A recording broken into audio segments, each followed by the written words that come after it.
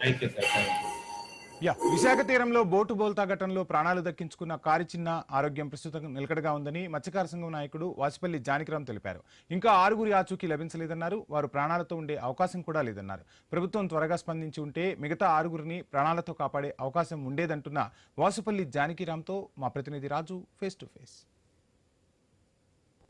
గత 2 రోజులుగా ఒక షిప్లో ఉన్నటువంటి మత్స్యకారుడు కారు చిన్ననైతే ఈరోజు రాత్రి అధికారులు అయితే విశాఖ తీరానికి తీసుకురావడం జరిగింది. అనంతరం అక్కడి నుంచి కూడా కోస్ట్ గార్డ్ అధికారులు, నేవీ అధికారులు కూడా కిమ్స్ ఐకాన్ హాస్పిటల్కి అయితే తీసుకొచ్చి చికిత్స అందిస్తున్న పరిస్థితి కనిపిస్తుంది.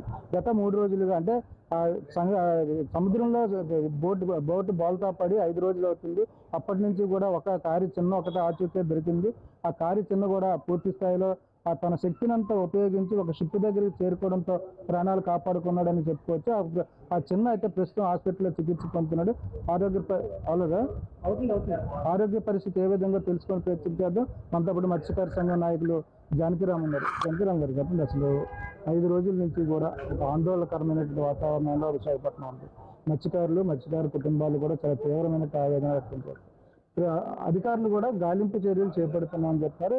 కారు చిన్న స్వయం శక్తితో ఆ షిప్ దగ్గరికి చేరి ప్రాణాలు అయితే కాపాడుకోవడం జరిగింది. ప్రస్తుతం హాస్పిటల్లో ఉన్నాడు. ఆరోగ్య పరిస్థితి ఏ విధంగా ఉంది? ప్రస్తుతానికి చిన్నకైతే చికిత్స అందిస్తున్నారు. రాత్రి నుంచి కూడా ముందు తీసుకొచ్చిన ఎమర్జెన్సీ వార్డులోని అబ్జర్వేషన్లోని 4-5 గంటల సేపు ఉంచిన తర్వాత రూమ్ షిఫ్ట్ చేసి ట్రీట్మెంట్ అయితే జరుగుతుంది. ఆ క్రమంలో కూడా చిన్న తన బాధని మీడియా పరంగా ఇప్పటి వరకు సపోర్ట్ చేస్తుంది ఏదైతే మీడియా ఉందో మీడియా అందరికీ కూడా తన బాధని చెప్పడం జరిగింది. ఎందుకంటే ఇది మేము డిపార్ట్మెంట్స్ అందరికీ అలర్ట్ చేసిన తర్వాత మాకు మీడియా కూడా అంతే సపోర్ట్ చేసింది.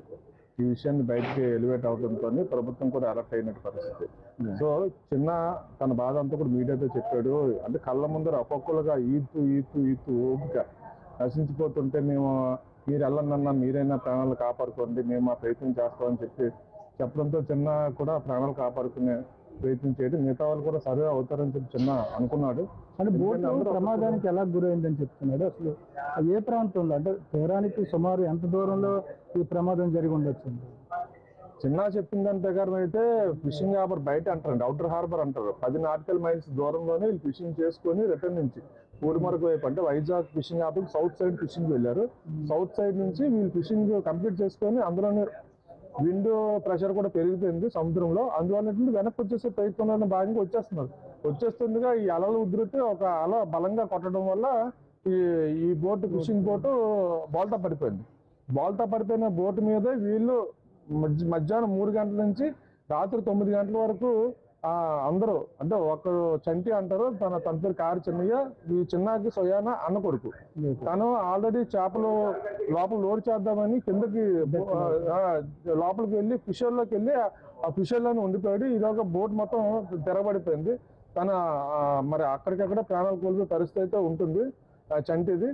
మిగతా 6 మాత్రం ప్రాణాలు కాపాడుకోవడం కోసం విశ్వ ప్రయత్నాలు చేశారు. వీళ్ళకి ఏంటంటే మా ఫిషింగ్ బోట్లకి నెట్స్ ఉపయోగించి నెట్స్కి ఒకవైపు చైన్స్ కడతాము, ఇంకొక వైపు ఫ్లోట్స్ ఉంటాయి. అంటే నెట్ అంతా స్ట్రేట్గా ఉండడం కోసం అని చెప్పి చేపలు పట్టడం కోసం అని చెప్పి ఈ ఫ్లోట్స్ పైకి తేలుతూ ఉంటాయి. ఈ ఏవైతే వెయిట్స్ ఉన్నాయో ఈ చైన్ ఐరన్ చైన్ కిందకి, దానివల్ల ఏంటంటే ఆ ఫ్లోట్ ఏవైతే ఉన్నాయో ఆ ఫ్లోట్స్ ఒక 4 ఫ్లోట్స్ వల్లని వీళ్ళు ముడిపేసి వీళ్ళు ఒక్కొక్కరు ఒక్కొక్క ఫ్లోట్ పట్టుకొని, అంటే వీళ్ళకి కొంత లైఫ్ సేవింగ్ అప్లయన్సెస్ లాగా అది, అంటే ప్రాణాలు రక్షించుకోవడానికి సముద్రంలోని మామూలుగా ఈ లైఫ్ బాయ్ లాగా అవి కొంతవరకు ఉపయోగపడ్డాయి. రాత్రి 9 గంటల వరకు ఈ ప్రయత్నం చేశారు. దాని తర్వాత బోట్ పూర్తిగా మునిగిపోయే పరిస్థితి వచ్చేసరికల్లా ఈ ఫ్లోట్స్ పట్టుకొని వీళ్ళు ఇంకా ఈద్దాం అంటే విండ్ పవర్ ఎటుంటే అటే ఈదుకుంటూ వెళ్తే మన ప్రాణాలు దక్కొచ్చు. కానీ విండ్ కానీ సముద్రం వైపు లోపలికి కాకుండా బయట వైపు వస్తే వీళ్ళు హార్బర్ వైపు ఈదుకుంటూ వచ్చేసేవాళ్ళు. ఖచ్చితంగా అందరూ సేవ్ అయ్యేవాళ్ళు. అంటే ఇప్పుడు బోటు తిరగబడిపోవడం వల్ల వాళ్ళకి నావిగేషన్ దిశ తెలియక లోపలికి వెళ్ళి ఉండొచ్చు అనుకుంటున్నారు. నావిగేషన్ తెలుసండి వాళ్ళకి షోర్ కనిపిస్తుంది, సముద్రం ఒడ్డు కనిపిస్తుంది, అదేవిధంగా డీప్ కూడా కనిపిస్తుంది. కానీ ఒడ్డు వైపుకి ఈదుకొని వచ్చే పరిస్థితి లేదు. విండ్ అంతా కూడా లోపల లాగుతుంది. లోపల అంటే ఏటికి ఎదురెదురు అంటారు కదా, ఎదురీదే పరిస్థితి లేదు. సో ఆ డైరెక్షన్ ఎట్టుంటే అటే ఈదాలి. మనం బ్రతకాలంటే ఇలా అనుకుంటే 5 నిమిషాలకే స్టామినా కోల్పోతారు.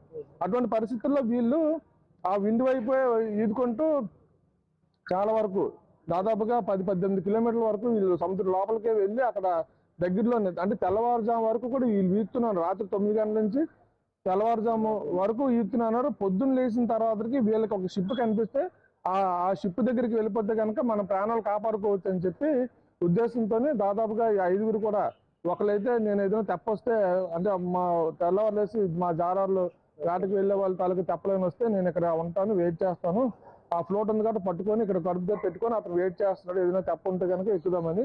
మిగతా 5గురు మాత్రం కంటిన్యూస్గా స్విమ్ చేస్తూనే ఉన్నారు.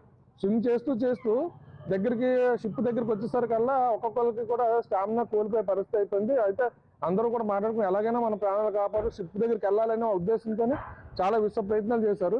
పొద్దున్న నేనైతే రాత్రి 10:30కి జిల్లా కలెక్టర్ గారి దగ్గర నుంచి అధికార యంత్రాంగం అందరికీ కూడా ఇన్ఫర్మేషన్ ఇచ్చాను.